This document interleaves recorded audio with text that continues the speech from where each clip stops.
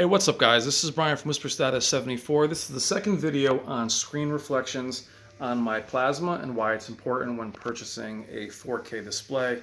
Might be one of the most important aspects of purchasing a display. The first video was taken at about 1120, as you can tell by the moniker up top, or the display up top. It's 242 and everything in the room is much darker than it was. Sun is on the other side.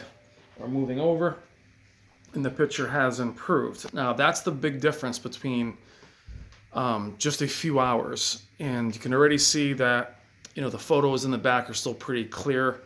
We are off angle, get on angle, straight on, you can still see the windows very, very clearly. Now the point of this video isn't to say how bad my Panasonic plasma is at reflecting. Clearly it was noticed by many that doesn't look great. That's the point of the video, is to say being mindful of bright room performance if you are in a bright room. Now I'm going to lower the windows and see how much better the picture quality improves. Right now they're open. This is a very light blind as well in the living room, so let's close those and see how much it improves. Okay, blinds are down.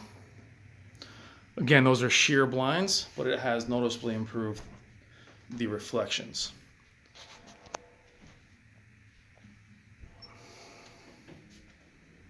Now, this isn't entirely fair. This is a 1976 film that is streaming, so it's not exactly the kind of content that you would be normally watching.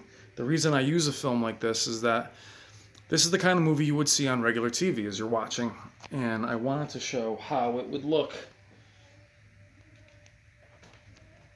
if you were just trying to watch a movie like this during the day. Now something like football or something that's regular daytime viewing, let's look at that. Now here's some football. The reflection is still there.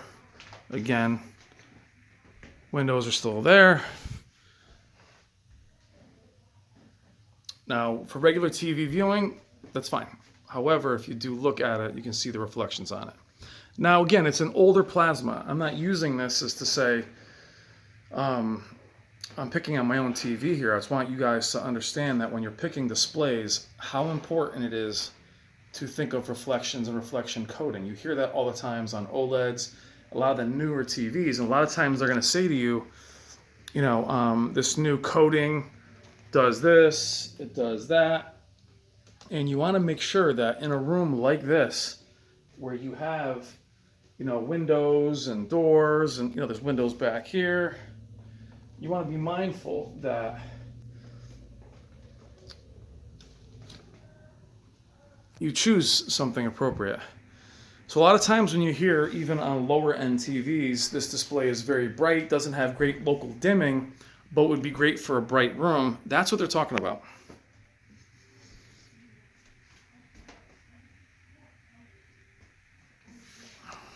See the black bars of plasma, at least.